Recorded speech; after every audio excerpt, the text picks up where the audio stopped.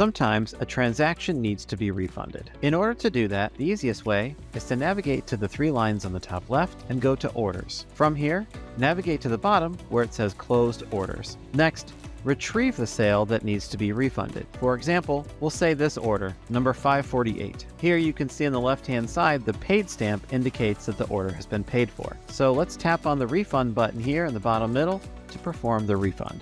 From this screen, I can complete a partial refund or a full refund. For this example, let's do a full refund. Next, I can either keep this order open or I can close it. In instances where someone wants to change their tender, say they paid in card and they meant to pay in cash, keeping the order open would be the route to go. However, for this example, we're going to close the order. Here you can see the amount to be refunded is $12.80. Lastly, I can select if I want to print the receipt that indicates the refund. Now that that has processed, the stamp on the left-hand side, which said paid before, now says refund.